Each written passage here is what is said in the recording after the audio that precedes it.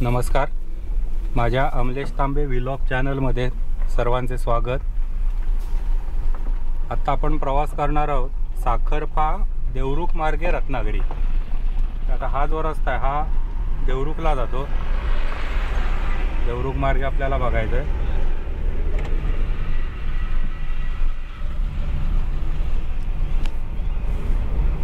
इथून देवरुख 16 किलोमीटर आहे। इथे सुरुवातीला एक घाट लागतो, पण घाटाचा रस्ता चांगला आहे। फक्त एवढंच आहे की नागमोडी भरपूर वळण आहेत। एक कॉन्स्टंट स्पीड पकडून तुम्ही इथे जाऊ शकत नाही। देवरुख मार्गे रत्नागिरी अंतर 9-10 किलोमीटर वाढतं, पण ओव्हरऑल इथे आता रस्ता चांगला असल्यामुळे तुम्ही खास खळग्यातनं जाण्यापेक्षा ह्या रस्त्याने जावं असं मी सांगेन। वेळेकडनं जर बघितलं तर खूप लवकर तुम्ही पोचणार नाही रत्नागिरीत। हे असं नाही की पाली मार्गे तुम्ही 2 तास लागतात आणि इकडनं 1 तासात जाल। वेळेकडनं तुम्हाला एक 15-20 मिनिटाचाच फरक पडेल। फक्त तिकडे जी कामं चालू आहेत रस्त्याची, सगळे रस्ते फोडलेले आहेत, अनेक ठिकाणी खडखड सगळा रस्ता आहे, ते तुम्हाला इथनं या रस्त्याने अवॉइड करता येईल। आता हा घाटाचा जो रस्ता आहे हा थोडासा रफ आहे, थोडासा जाणवत नाही गाडीत बसल्यावर। पण देवरुखपासून रत्नागिरीला जाताना भाव नदीपर्यंतचा जो रस्ता आहे तो अतिशय सुपर क्वालिटीचा रस्ता आहे। एका बँकेने तो रस्ता स्पॉन्सर करून त्यांच्यामार्फत तो रस्ता तयार झालेला आहे। तुलनेने या रस्त्याने तुम्हाला व्यवस्थित जाता येईल। इथे मध्ये खराब पॅच वगैरे भानगडत नाही आहे। त्या हल्ली ज्यांना माहिती आहे ते सगळे हा रस्ता प्रेफर करतात। पावसाळ्यामध्ये हा रस्ता तर एकदम बघण्यासारखा असतो, लश ग्रीन आणि सगळीकडे ओलावा असा निसर्ग बघत तुम्ही जाऊ शकता।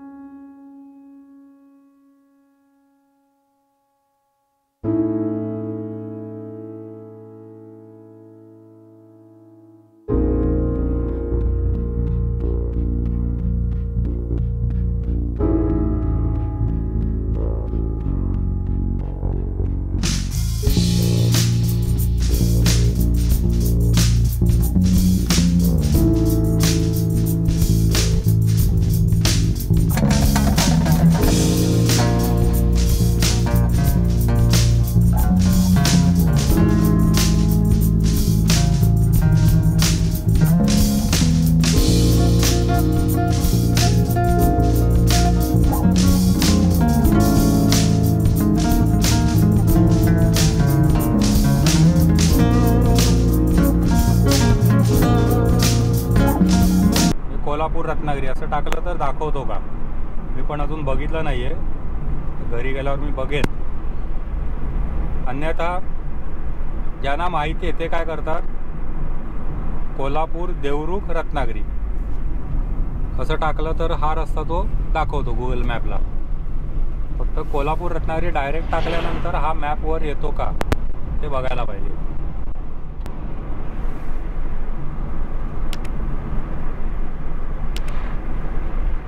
देवरुख 7 किलोमीटर आहे। आपण आता या रस्त्याने जे जातोय तिथेच देवरुखच्या थोडं अलीकडे उजव्या हाताला एक रस्ता जातो, तो मार्लेश्वरला जातो। इथे जवळ आल्यानंतर मी तुम्हाला दाखवेन तो रस्ता।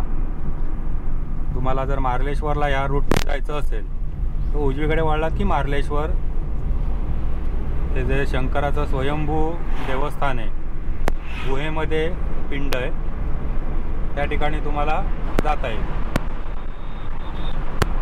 पुढचा रस्ता जो म्हणजे मार्लेश्वरचा जो रोड आहे त्याची मला माहिती नाही आहे, कारण मध्ये मी असं ऐकलं होतं की खूप वाईट अवस्था आहे त्या रस्त्याची, सगळा फुटलेला आणि खराब रस्ता आहे। आता डागडुजी झाली आहे का मला माहिती नाही।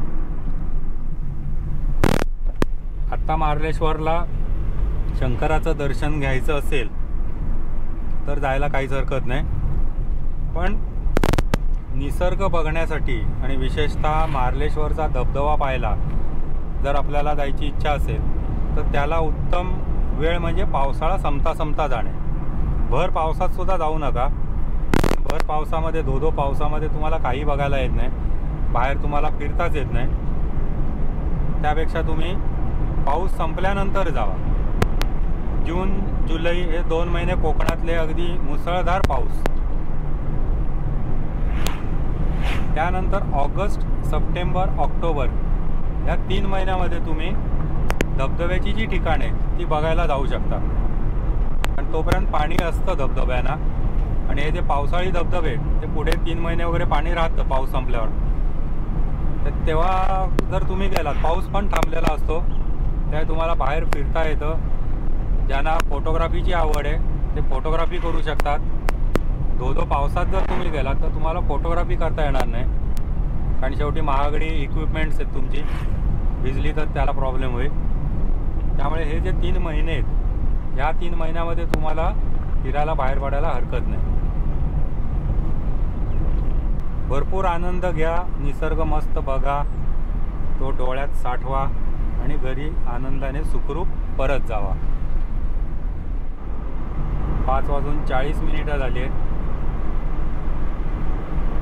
मी इथपर्यंत आता जवळजवळ आपण 16-17 मिनिटात आलो. आता हा जो स्ट्रेट रोड आहे, थोडं पुढे गेल्यानंतर ह्याच रोडला उजव्या हाताला रस्ता जातो. त्या रस्त्याने तुम्ही मार्लेश्वरला जाऊ शकता. इथे एक पेट्रोल पंप पण दिसतोय. पेट्रोल आणि डिझेल CNG नाही आहे इथे. आता इथे बघा, मी गाडी स्लो करतोय.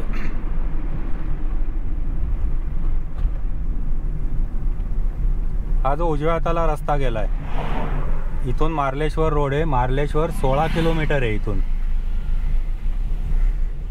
आणि आता आपण सरळ जातोय देवरुख रोडला. इथून देवरुख आता एक 3 किलोमीटरवरती येईल. आता देवरुखला आपण शहरात जाणार नाही. देवरुख शहराला बायपास केलेलं आहे आणि बाहेरून एक रस्ता काढला आहे. तो बाहेरच्या बाहेर रत्नागिरी रूटला लागतो. शहरात जाण्याची आपल्याला गरज पडत नाही तशी. हे बघा इथे डावीकडे आपण वळणार. हा जो डावीकडचा रस्ता आहे हा आपण आता रत्नागिरीकडे जाणार आणि सरळ गेला तर देवरुख शहरामध्ये तुम्ही जाता. हे पाटगाव म्हणून इथला देवरुखच्या बाहेरचा एक एरिया आहे थोडा.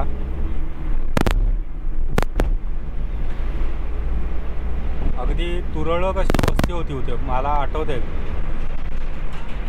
बऱ्याच वर्षांपूर्वी जेव्हा मी आलो होतो देवरुखला, त्याच्यानंतर येऊन गेलो, पण तुरळक वस्ती होती. हा बघा, हा आता एक जो उजवीकडे रस्ता जातोय,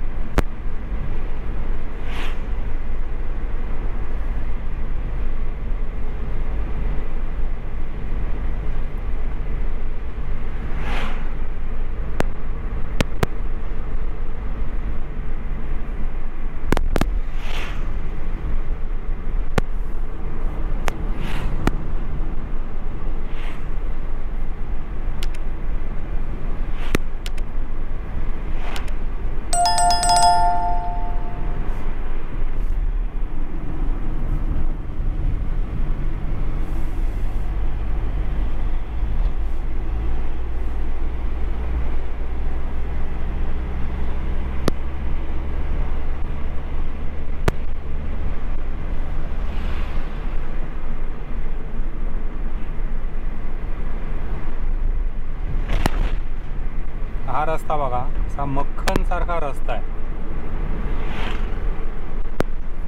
हा रस्ता तयार करून सुद्धा माझ्या मते 4 वर्ष झाली आहेत. 4 वर्ष होऊन गेली असतील, पण अजून रस्त्याला बघा कुठे तुम्हाला खड्डा वगैरे दिसणार नाही.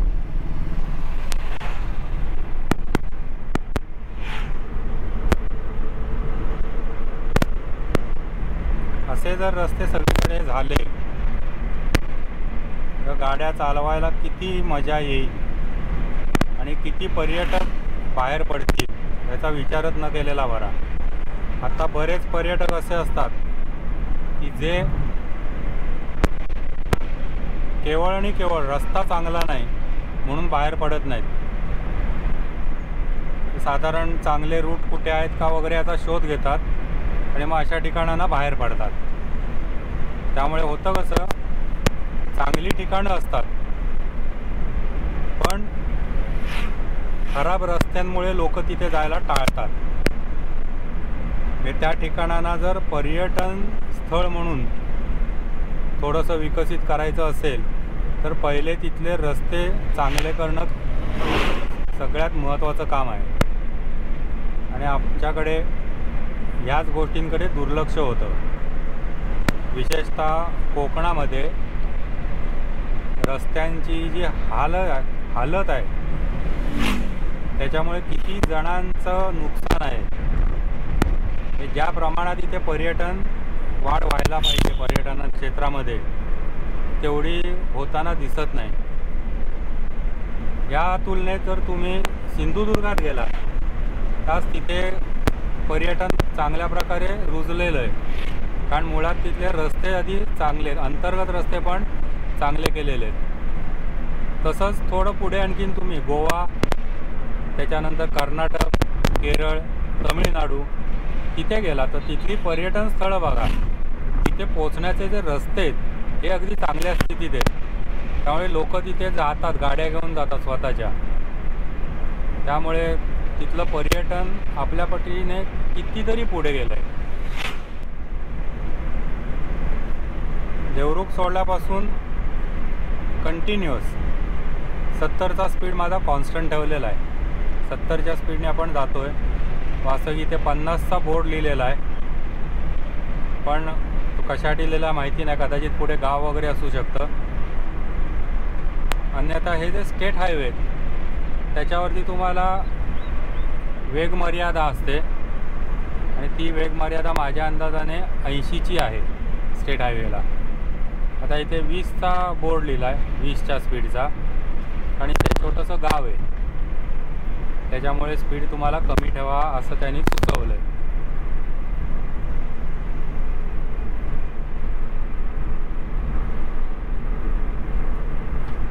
हे बघा, आता इथे एक छोटंसं गाव येईल पुढे.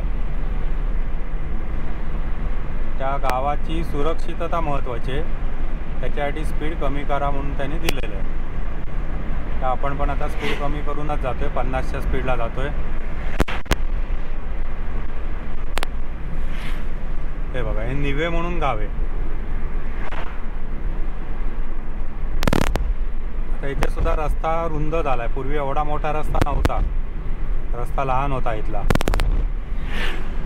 पण हा स्टेट हायवे झाल्यामुळे इथे पण रस्त्याचं रुंदीकरण झालेलं आहे. माझे व्हिडिओ आवडत असतील तर कृपया लाईक करा, शेअर करा, चॅनलला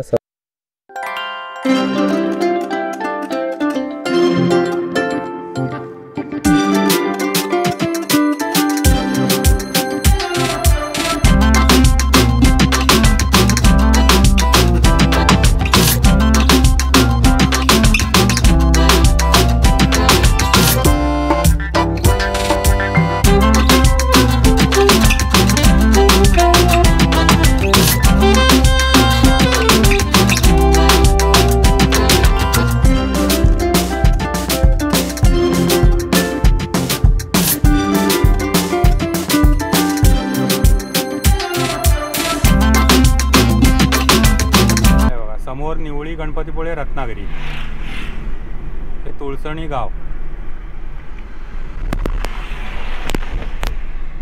तर थोडासा मागे गेला तो एक रस्ता आपल्याला पटकन दिसत नाही मेन रोडवरून, पण त्या रस्त्याने सुद्धा तुम्ही देवरुखला जाऊ शकता. फक्त ते थोडं अंतर वाढतं एवढंच. देवधामापूर नावाचं गाव आहे, त्या गावावरून तुम्ही परत देवरुखला येऊ शकता किंवा संगमेश्वरच्या तिथे बाहेर पडू शकता. म्हणजे मगाशी आपण जे देवरुखमधनं सरळ गेला तर संगमेश्वरला जाल असं मी जे तुम्हाला म्हटलं आणि तो रस्ता दाखवला, तर त्या रस्त्याला तुम्ही बाहेर पडू शकता. त्या तुळसणी गाव हे लक्षात ठेवा. या गावातनं सुद्धा तुम्ही देवरुख किंवा संगमेश्वरला इथनंच बाहेर जाऊ शकता. हे इथून बाव नदी आणि तिकडनं परत उलटं संगमेश्वर असं करण्याची गरज नाही. हे असे मध्ये मध्ये शॉर्टकट्स आहेत. त्या शॉर्टकटनी तुम्हाला या अशा मेन शहरांमध्ये किंवा मेन रोडना जाता येतं. फक्त गावातले रस्ते असतील तर रस्त्यांची कंडिशन काय आहे हे कोणीच सांगू शकत नाही. आज एखाद्या वेळी मी कदाचित सांगेन की रस्ता चांगला आहे, 2 महिने 3 महिन्यांनी तुम्ही जाल आणि रस्ता फुटलेला असेल तर परत तुम्ही म्हणणार अरे याने सांगितलं रस्ता चांगला आहे म्हणून. त्यामुळे गॅरंटी या रस्त्यांची कोणच देऊ शकत नाही. पावसाळ्यानंतर तर या रस्त्यांची गॅरंटीच नाही. पूर्ण रस्त्याची वाट लागलेली असते पावसाळ्यात. खड्डे विरहित रस्ते हा जो कन्सेप्ट आहे तो ॲक्च्युली आमच्याकडे डांबर विरहित रस्ते हा कन्सेप्ट जास्त रुजू घातलेला आहे. हे फक्त खडी होतायची डांबर नावाला, ते सुद्धा असतं की नाही कोणास ठाऊक. त्या डांबराच्या ऐवजी काळा रंग घालतात नुसता, ते परमेश्वराला त्या ठेकेदारालाच माहिती. पण पाऊस पडला की खडी जी असते अक्षरशः धुतल्या तांदळासारखी स्वच्छ होते आणि बाजूला जाते आणि सगळे तिथे परत खड्डे पडायला सुरुवात होते. मग काही वेळेला असं वाटतं तो नॅशनल हायवे होतो तो होऊ दे, काय टोलचे 4 पैसे जातील पण निदान चांगला रस्ता तरी नशिबात येईल. हा जो रस्ता आत्ता आपण बघतोय हा खरोखर त्या ठेकेदाराला मनापासून सलाम. इतका छान रस्ता त्यांनी बनवला आहे आणि आता मी त्याचं कौतुक करतोय. पण सगळे म्हणजे ज्या लोकांच्याकडून मी ऐकतो ना या रस्त्याच्या बाबत सगळे त्याला सलाम करतायत. सगळे म्हणतात की हा ठेकेदार सगळीकडे येऊ देत, एकट्यालाच सगळं काम मिळालं तरी चालेल, हा ठेकेदार येऊ दे. आता इथे आपण पांगरी गावात आलोय. छोटंसं गाव आहे.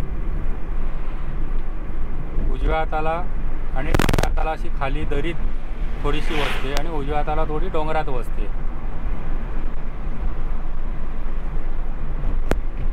पांगरीतनं पुढे गेलो की आता पुढे बाव नदी लागेल. आता इथे सुद्धा वळण बघा केवढे. अशीच 1-2-3 वळण आहेत जी लांबून समजत नाहीत पुढे कसं वळण आहे. नेहमी जाणारे येणारे जे आहेत त्यांना माहिती असतं, पण नव्या तुम्ही आलात तर इथे त्रासदायक होतं.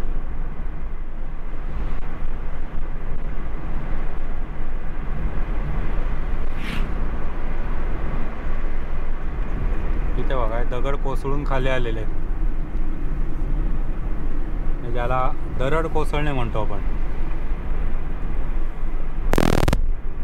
डोंगरातली झाडं कमी झाली, झाडांचं प्रमाण कमी झालं, डोंगर उघडे पडायला लागले आणि पाऊस जोरात असतो त्याच्यामुळे मग त्या मातीमध्ये पाणी मुरतं.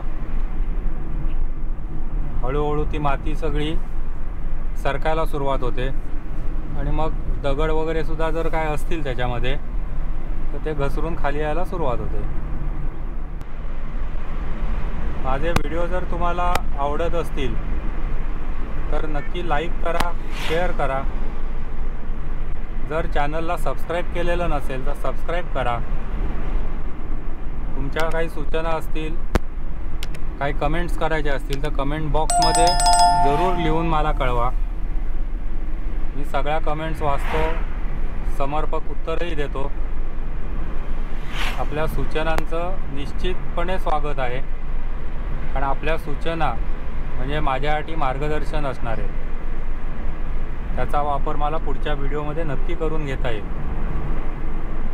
व्हिडिओ शेवटपर्यंत बघा, हे जस्ट स्किप करून बघू नका. काही वेळेला आधेमध्ये गमती असतात आलेल्या, त्या बघायच्या आपल्या राहून जातात. पूर्वी जे केलेले व्हिडिओ आहेत ते सुद्धा आवर्जून बघा. शेवटी प्रत्येकाच्या वेळेचा प्रश्न आहे, पण सवड असेल तर माझे व्हिडिओसुद्धा बघा. सबस्क्राईब करा, तेवढाच मला सपोर्ट मिळेल तुमचा आणि अधिकाधिक चांगले व्हिडिओ देण्याचा माझा प्रयत्न राहील. तुमच्या माहितीत इकडचं एखादं काही ठिकाण असेल की त्याचा व्हिडिओ चांगला होऊ शकतो असं तुम्हाला वाटतं आहे, तर मला नक्की व्हिडिओ कमेंटमध्ये सांगा. त्याच्यावर मी नक्की विचार करेन आणि तसा व्हिडिओ बनवण्याचा पण मी प्रयत्न करेन. माझे व्हिडिओ आवडत असतील तर कृपया लाईक करा, शेअर करा. चॅनलला सबस्क्राईब केलं नसेल तर सबस्क्राईब करा. इथून उजवीकडे मुंबई रस्ता आणि डावीकडे भाव नदीचा पूल. त्या पुलावरून आता आपण निवळी मार्गे रत्नागिरीला जाणार. मागच्या व्हिडिओत तुम्ही बघितलं असेल भाव नदीपर्यंतचा व्हिडिओ.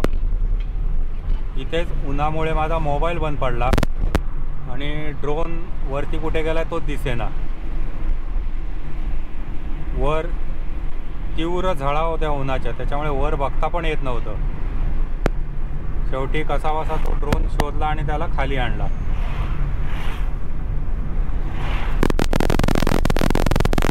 त्या दिवशी 41 डिग्री टेम्परेचर होतं. तर आपण निवळी घाटात आलोय. हा समोरचा बावा चलविचल होतोय, पुढे जावं की न जावं. पण मी त्याला सांगेन जरा थांब, पुढे वळण आहे, सावकाश जा. हा बघा, याला गडबड झाली, घाई सुटली, वळणातलं काही दिसत नाही म्हटल्यावर मध्येच जाऊन थांबला. त्याचं नशीब चांगलं. आता या रस्त्याला इथे जर बघितलं तुम्ही, हे छोटंसं इथे रेस्टॉरंट दिसतंय आणि हा डाव्या हाताला जो रस्ता गेलाय, मी गाडी स्लो करतो मुद्दाम. हा बघा, हा जो रस्ता खाली गेलाय, या रस्त्याने तुम्ही पालीला जाऊ शकता. व्हिडिओ आवडल्यास लाईक करा, शेअर करा. चॅनलला सबस्क्राईब केलं नसेल तर सबस्क्राईब करा. तसेच आपल्या सूचना कमेंट बॉक्समध्ये लिहून मला सांगा. आपण आता ह्या व्हिडिओला इथेच थांबतोय. धन्यवाद.